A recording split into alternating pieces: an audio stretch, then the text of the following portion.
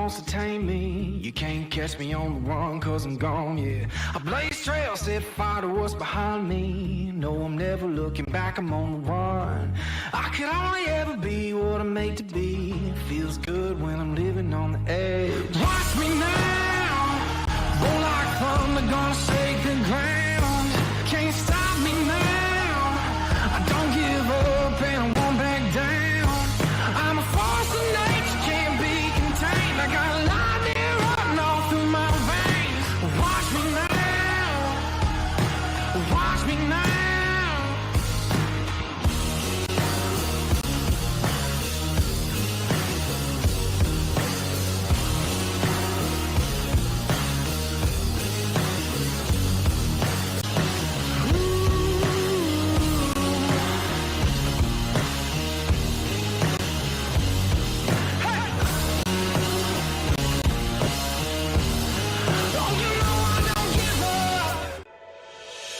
Hi, I'm Sean Martin. I'm from Bluefield, West Virginia. And when I'm back home in Mercer County, you will find me at my local Par-Mar store. We had that gold and blue pride at Par-Mar. There are literally hundreds of Par-Mar stores in West Virginia, Kentucky, Ohio, and Pennsylvania, and even more on the way. Download the Par-Mar app to save even more. And whether it's food, gas, groceries, or whatever, we have you covered at Par-Mar. West Virginia proud, West Virginia strong, and ready to serve you. If there's not a Par-Mar store near you now, there will be soon. Hello, Mountaineers. I'm the Wolfman, Dale Wolfley, and this is the WolfMan's call for the Kansas State Wildcats breakdown. Of course, it's brought to you by our great friends at Par-Mar stores. If there's not a Par-Mar store near you now, there will be one soon. And Artisan Grange Company. Switch to hemp, just the dip. Do it the AGC way. Artisan Grange Company hemp. And White Oak Pastures. Radical traditional farming. Good for the animals, good for the land, and good for the village. Really tasty meats. That's right. Well, let's get it going. Kansas State Wildcats, a different kind of animal coming into Morgantown. This team is tough. They have 5 wins in the Big 12, 7 wins overall. When they play well, they play very well. And when they haven't played well, they've shown some signs of vulnerability. But even regardless, with Adrian Martinez, the transfer quarterback from Nebraska, he was hurt last week early in the game against the Baylor Bears. The Wildcats still went on to win victoriously, 38-3. And Will Howard, the quarterback, who's a junior, 6'5", 235, comes in. He's well played. He knows the offense, and he's got great. He's just fantastic. I love watching him play. He really is amazing. And then, of course, you got some good receivers. Got a tight end that had a breakout game against the Baylor Bears on offense. They got an offensive line that's young in some spots and old in some other spots, about half and half. They're very good in the running game. And they're pretty good in the passing game because it's mostly play-action pass. So it's play-action pass. So the defense has to probably get through the play acting of it being a run and, of course, defending the pass. And we'll get into that. I'll show you the numbers here. But let's look at what this team is, because this team's coming into Morgantown. So I'm looking at this. This is a good thing for the Mountaineers. It's a senior day. Emotion. There's a lot of emotion going to be going on that field for senior day. A lot of players that have played a long time. Dante Stills, for one, obviously out there. So when you're looking at that and you're seeing these guys, you hope the younger guys certainly will rally around the older guys to make it a special last game at home for the older guys. It's a rite of passage. It's what everybody has to go through. I learned that going through the ranks, and when I was a senior, I expected that of the younger guys as well. And there's no difference from then until now. And so I do expect it. And the Mountaineers play better at home for the home crowd, not on the road in the Big 12. So last week, you have to be encouraged that the Mountaineers, they won. And Garrett Green came in. And let's talk about that, Garrett Green. It's like, this is really something special that he's waited for quite a long time. Garrett Green playing quarterback and winning a game against the Oklahoma Sooners, who you haven't beaten since joining the Big 12, all that, blah, blah, blah, right? All that going on, despite they were a 5-4 team and now a 5-5 team, despite the fact that they are not having a good season, 2-5 in the Big 12. Despite all that, you still had to be extremely happy that they won the game. And I was extremely happy for Garrett Green. Yes. And young brother, man, I hope you enjoy that. And so now I think he's going to have another opportunity. I think JT Daniels will have an opportunity. And, of course, Neil Brown happened to throw out that little nugget of Nico Marchiol having a shot to come out and play. Last week I thought, hey, you know what, if you're going to start playing younger quarterbacks, I just want to see a series or two or whoever, who knew how many, but Nico, because he is the Arizona Gatorade Player of the Year, and certainly is a quarterback that has to be looked at for the future of the Mountaineers. Along with Goose, along with Garrett, and not so sure about JT. Not so sure what that future is going to be. But regardless, that will all work itself out. Everything's going to work itself out with Mountaineer Nation. I think they're getting an idea where they need to go, regrouping, everything with the letting go of Shane Lyons as the athletic director. I think that the president, the board there, I think they have an idea where they need to go, and let's just get there. And that's my thoughts are, whether that includes Neil Brown as the head coach. You know, I really like Neil Brown. I do hope that they continue to win here and can finish strong here at the end of the season, and let's see what happens. Now, all that being said, okay, Mountaineers at home, Kansas State Wildcats. We got to look at what Kansas State brings in. And the first thing that Kansas State brings in is their offense. And their offense is scoring 31 points per game. And I'm going to look at this right here. The rushing offense they're running for 215 yards. That's pretty good. They're passing for 203 yards. So they can get it going, 31 points. You know what? That's not bad. They are tough. They're physical. They'll wear you out. They're not so much of a juggernaut as in scoring, but they will grind you. With Deuce Vaughn has 5.5 yards per rush and his 7 yards receiving per reception. He's tied for the lead with Malik Knowles with 38 receptions. So he is a ton of their offense. And I have the film that proves it. And when you watch him, I swear to you, he must squat probably 600, 650 pounds. As short as he is at 5'6", as big as those legs are, as powerful as he runs, as twitchy as he runs, as you get him out into the open field, it's just hard to tackle Deuce Vaughn. I've watched him out of his 33 games that he has played in or started or both. He has 18 100 yards or more games. 18. That's a lot, man. And you know, and he's got almost 1,100 yards right now in the season. So that's the second time eclipsing the 1,000 yard mark for Kansas State. So obviously, Deuce Vaughn is a huge, huge role. So let's go ahead and let's talk about this. And again, if you look at the numbers here, they don't give up a lot of turnovers. They're in the top 10 in turnovers gained. And so you look at that and say the Mountaineers are at the bottom of the list. If you look at all the numbers, everything is Kansas State's way. If you look at turnovers, interceptions, Kansas State is 14th in the country, I believe, with 12 interceptions, 12 picks. Everything you look at there, Kansas State has the numbers. Go down the line, and you're going to see that Kansas State has better numbers mostly than WVU. Thus, the better record, right? Obviously. But we're not talking numbers. Not on senior day. Not in Morgantown. Not in Motown. And I think, hey, listen, Howard, if you can control him defensively, if you can just keep this Vaughn in check and not having big play after big play after big play, then you really have a chance. Even though this defense is 17.5 points, they give up 17.5 points. Wow. That's pretty good, especially in the Big 12. You know, this defense likes to play. They're a 3-down man defense. Since they switched to the 3-man, the 3-3-5, they've given up a total on average of 23 points per game. Better this year, as I just said. Defensively, they got some guys in there that like to play. They got some defensive linemen are tough, man, just tough dudes. It's Kansas State. It's the Wildcats.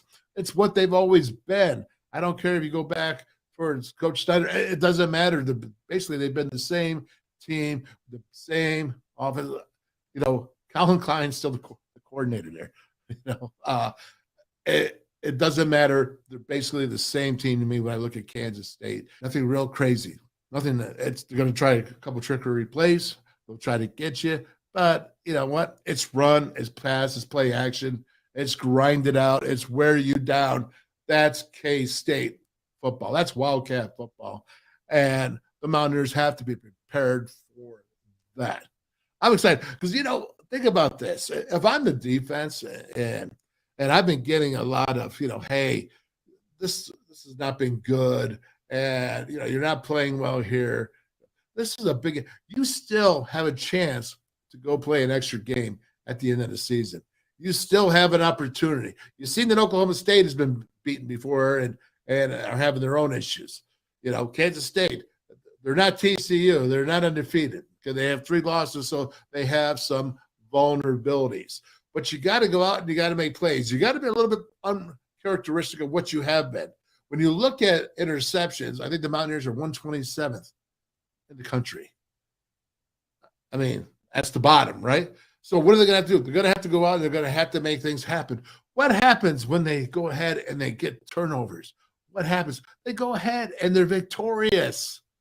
They can be victorious. They beat you Virginia Tech. They can go ahead and they can win. If they go ahead and get out there and get inspired, man. Baylor game. You beat them there in Morgantown. You turn the ball over or you gain turnovers on the ball and you're victorious. That's what has to happen against Kansas State or you don't have a shot. Because if you're just going to sit back and you're not aggressive, which I'm going to say, Jordan Leslie last week in his defense was very aggressive despite allowing Eric Gray, the running back, 8.5 yards per rush. I was not happy about that. That's not the standard of Mountaineer football. That's not even the standard of getting better. I'm sorry. It just isn't. If that's your standard, you're at the wrong place because that's never been West Virginia standard. That's never been WVU's standards. Never been. You know what they did get better is? They got better. They made plays.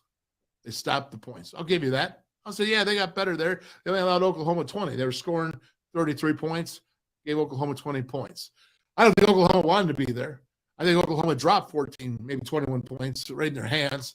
I think Marvin Mims will like a couple of those receptions back because he's wide open running into the end zone. But regardless, you go with that. So if you want to say that we're getting better, fine, let's go with it. Then play better today. Show me that you can go ahead and tackle Deuce Vaughn out in the open field because that's where he's the most dangerous. First of all, you're sitting there with an offensive line. They're rushing for 217 yards per game, or 215 yards, excuse me. Rushing for 215 yards per game. That's what Deuce Vaughn is. He's behind these big offensive linemen, right? So you got to locate him because you're going up and you're hitting them, right? And then he's so fast. He runs so low. His shoulders, his leverage, his gravity level is low. That means he's fast this way. He's tough, man. He is tough. I fully see him in the NFL. At 5'6", I see him playing in the NFL, and I see him doing a lot of things. Kansas State puts 60% of their offense on Deuce Vaughn, if not more. I'm just guessing. But so let's go ahead and break down some film here with Kansas State Wildcats. Let's do the offense. And I want you to look at Howard. He's a quarterback. First play I show is him doing the quarterback read zone. Okay. First thing I'm showing you because the Mountaineers are going to have to not only be aware of Deuce, but you can't ignore the quarterback because this quarterback will pull it down and run. 6'5", 235. He can create some damage that you see him do against the Baylor Bears. This is their number 2 quarterback that has 2 varsity letters, that knows this offense, that has had success, that went in to Baylor and beat them right down there, man, McLean Stadium. I mean, beat them down 38-3, and they out-willed them. They out-punished them. They out-hit them. They out-crunked them, man, and just took them and said, you know what? You're not winning this night. I don't care if we have a second-team quarterback in there because he's going to throw 3 touchdowns against you. And then you got a tight end and Ben Sinnott who went off and had 7 catches. He had 15 in the season going in the Baylor game. Then he had 7 last week against Baylor with 2 touchdowns, some pretty big catches that you'll also see on the film. So once again, finding new threats as they move through the season. Howard's a different kind of cat of quarterback. And then you think about that defense, and they just swarm to the ball. You know what I like about them? They're having fun playing defense. They swarm. They tackle in the open field.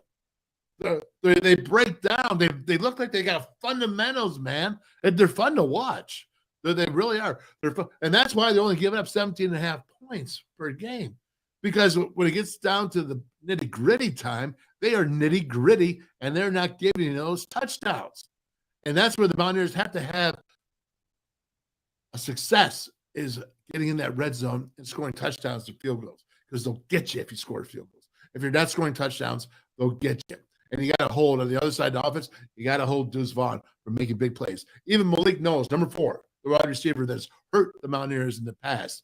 He can get down the middle of the field. He can do the go route. He can hurt you as well. And then, of course, they have the other receiver, Cade Warner, and Phil Brooks, number 8, who's their utility guy.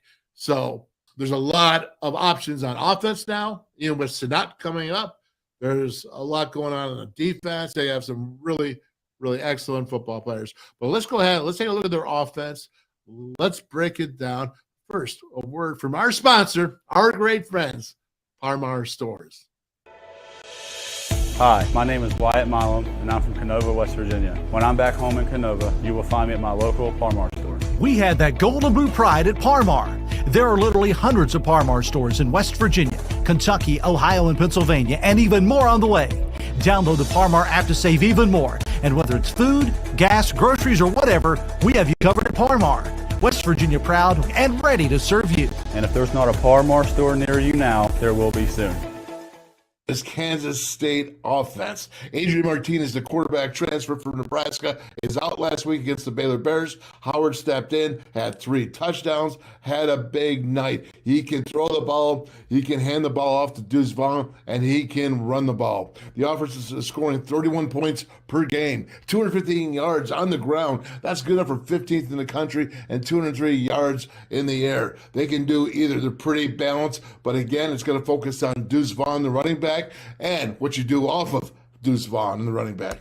Here, Howard, he's going to take the quarterback read zone, 6'5", 235 pounds. He is athletic. He has 2 varsity letters, and he can run this offense as shown last week. What can you say about Deuce Vaughn, the 5'6", 180-pound running back? He may be small in stature, but he plays like a giant. I think he's the best running back in the Big 12. He is gaining a ton of yardage, both on the ground and through the air. Just watch him run. He has such a low center of gravity. There's not much he can do. He can start and stop. He can explode. And you can see him here just getting yard after yard. He is a major, major player. Watch this offensive line now. They got some youngins up there, but they're big and tough against the run. Not sure against the pass, but against the run, you'll see them pulling. They're athletic.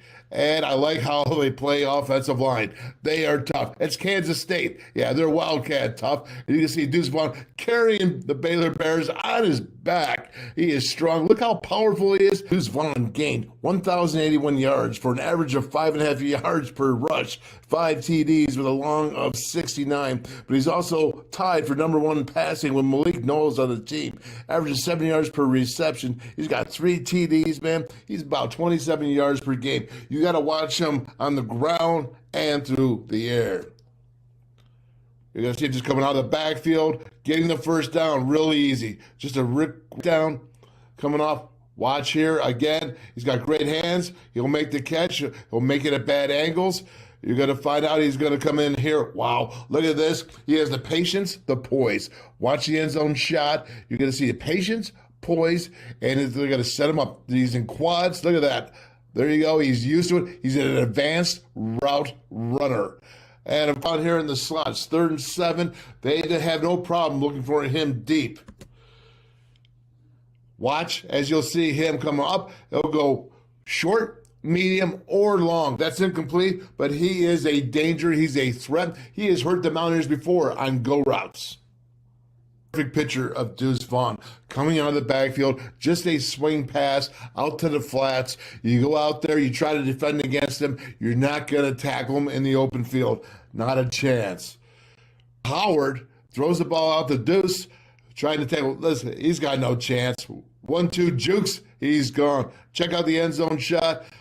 Ewell from Baylor has not a chance against Deuce Vaughn in the open field. It's just 1-2 move. Done. Over. That is why he is the best multi-purpose running back in the Big 12 and probably the nation. Howard throw the ball. You have to look at it. He's played in 3 games. He has a 63% completion percentage, 717 yards, but he has 9 touchdowns passing. That's pretty good considering that Adrian Martinez only has 6 in 9 games. And when he throws the ball, he likes to throw to 3 receivers besides Deuce. And that is Cade Warner, number 85. And then, of course, you have Malik Knowles, who's tied for number 1 with Deuce Vaughn. And then, of course, Phil Brooks, number 8. He's got 3 competent receivers besides Deuce Vaughn. He's going to come out. This guy, he's got 5 touchdowns, Cade Warner. He can make plays. He can get extra yards. He's a very valuable number 3 receivers with 30 receptions and 338 yards. Malik Knowles, number 4. You've seen him before in a Kansas State Wildcat uniform, and all he does is make catches, 38 receptions. Right there, you see him. He's going to try to be that guy at first downs. He'll also be the long ball threat. And you're going to see Will Howard there. He avoids the tackler, gets it to Malik Knowles, very experienced. And the surprising factor is Malik Knowles only has 1 touchdown this season. Very interesting. Watch number 8, Phillip Brooks, the wide receiver. I call him Kansas State's offensive utility player because he does so much with it. He can go out and catch the ball, he can run the ball, and he also returns punts. Very, very impressive. He's a great athlete. He has 29 receptions, about 14 yards per reception. He is a threat along with Malik Knowles, along with as he returns the punt. He's explosive. He's quick. He sees the field. He's got good vision. On the end around, once again, he's moving. He's running pretty darn good. Here's short yard situation. Sonnet, the tight end, comes down. Well, look what they do. They throw a screen pass out here to Phillip Brooks again. Mr. Utility. As the Mountaineers have to worry about what? The tight end, of course, right? Last game against the Baylor Bears, Ben Sinnott, number 34, Kansas State's tight end, had a coming out party. He had 2 touchdowns. Now he has a total of 22 receptions on the season for 271 yards, 12 yards per reception. Like I said, a coming out party against the Baylor Bears. But watch the trickery going on here. The flea flicker down to the tight end. Ben Sinnott making a big play against the Baylor Bears. Quite a night for Sinnott. You'll see him here. He's coming in. He's going to just find the window, make the touchdown, make the grab. He's obviously got good hands. Not a bad crossing pattern. You see that Kansas State, they really like those crossing patterns. The 2 again, making a big catch for the touchdown. 1-on-1, 50-50. Ben Sinnott getting it done for the Kansas State Wildcats. Thing that the Mountaineers have going for them in the passing game with Kansas State is that Will Howard has only played in 3 games, and there can be signs of miscommunication right there between Cade Warner and himself. That, of course, goes to the lack of playing time. Well, there you have it.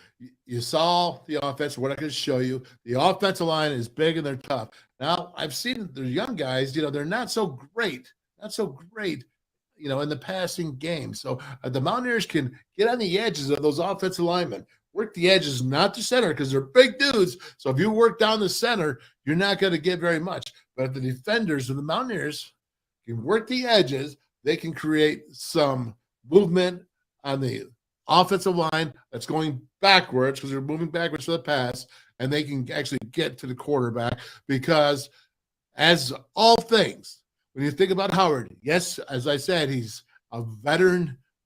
As all things, when you think about Howard, yes, as I said, he's a veteran offensive player, but he's only played in 3 games this season.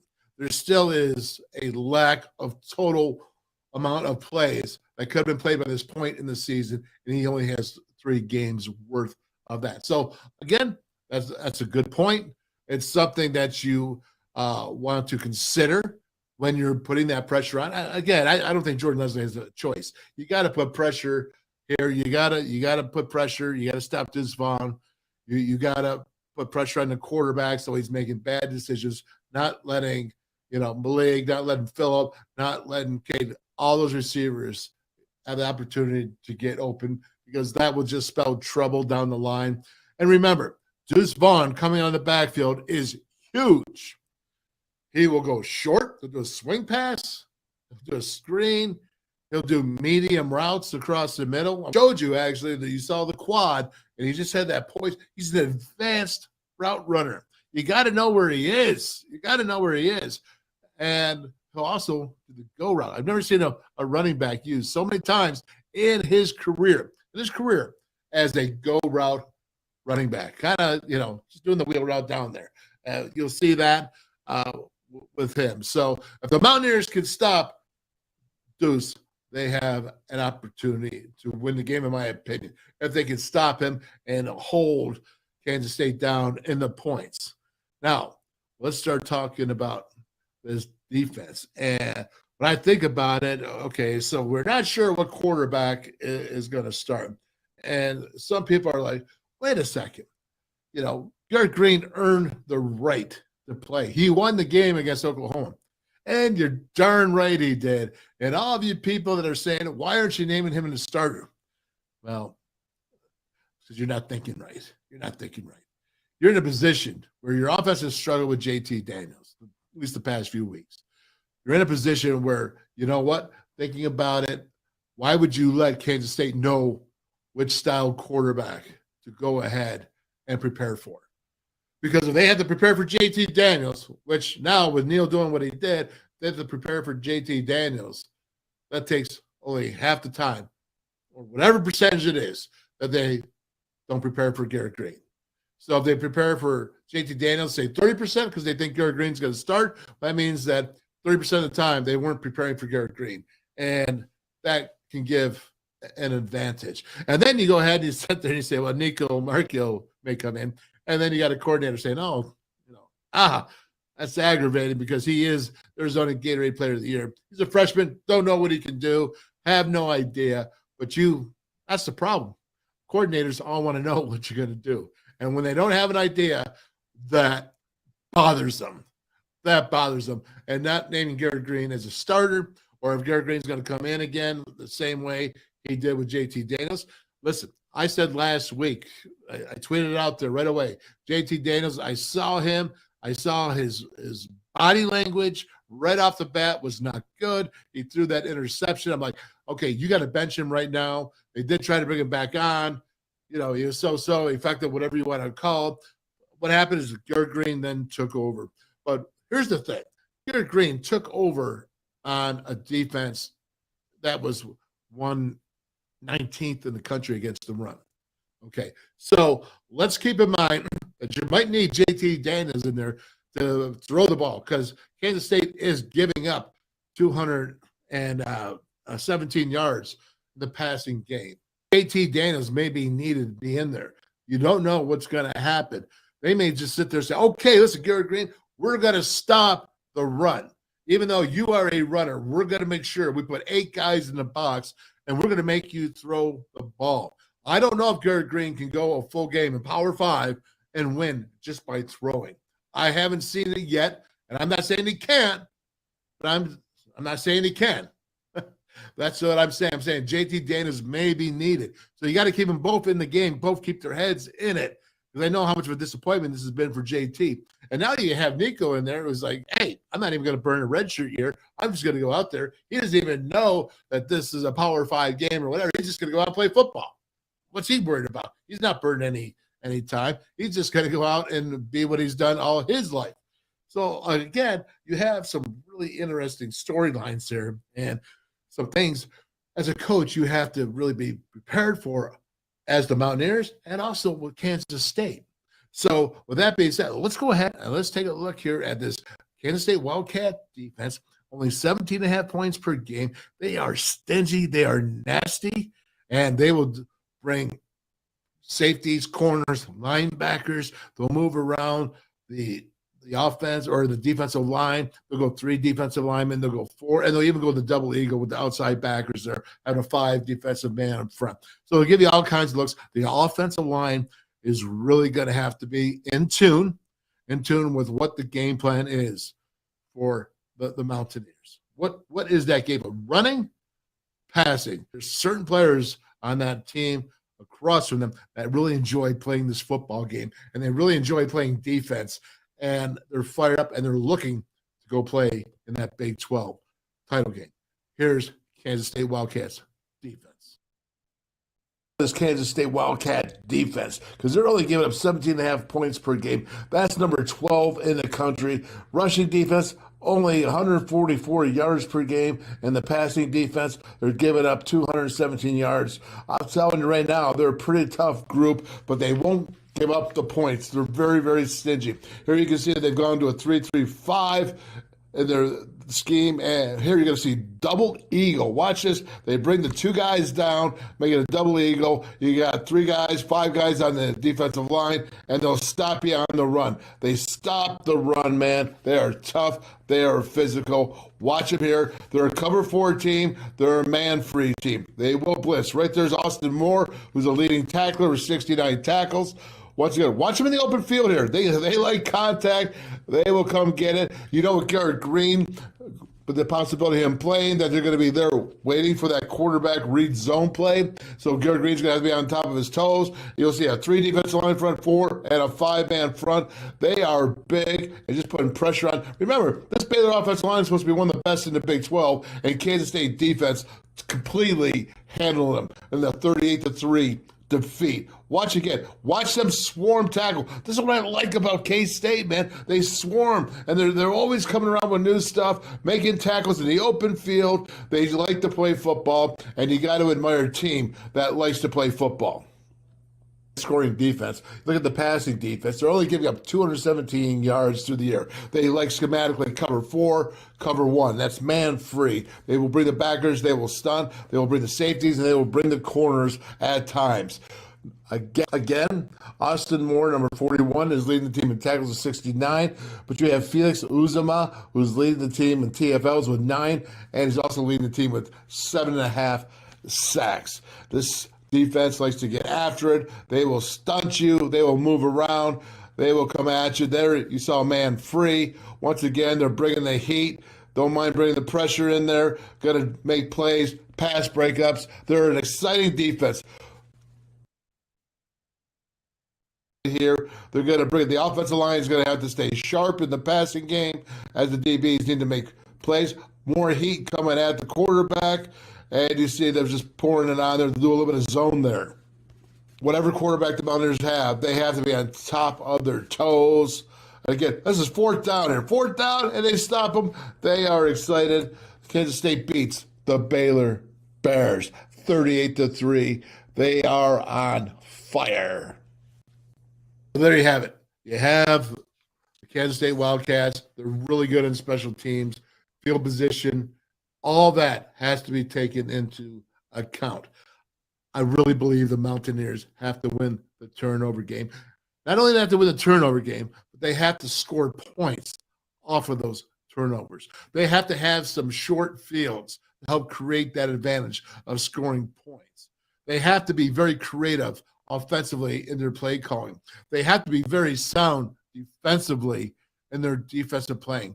They have to make open field tackles. I'll tell you, the worst thing that can happen is for the Mountaineers to allow Deuce Vaughn on a swing pass outside the backfield to catch the ball and not have a Mountaineer within 2 yards to make a tackle immediately. Because the only way you're going to tackle Deuce Vaughn in the open field is to be right on top of him right now. Because if he's got room to make a move on you, I don't like your chances as a defender. I don't like your chances. Defensively, these guys are going to come at you. Offensively, you got to struggle. You got to fight. They're going to go cover 4. They're going to go man free. You got to be able to do both. You got to know where to set it down in the zone as a wide receiver or a tight end, and you got to know how to get separation in man coverage. This is game 11. It's that time. It's the time to do it. You're at home. You just beat the Oklahoma Sooners. Let's have a pride, which I think they got. They got pride, and they're going to try to keep fighting. You fight this game, man, and then you're 5-6. If you win this game, then you don't know what can happen the next week out in Stillwater. But I will say this, is that you have that inner pride to know that you didn't quit. I'm going to give you this one last story before I go.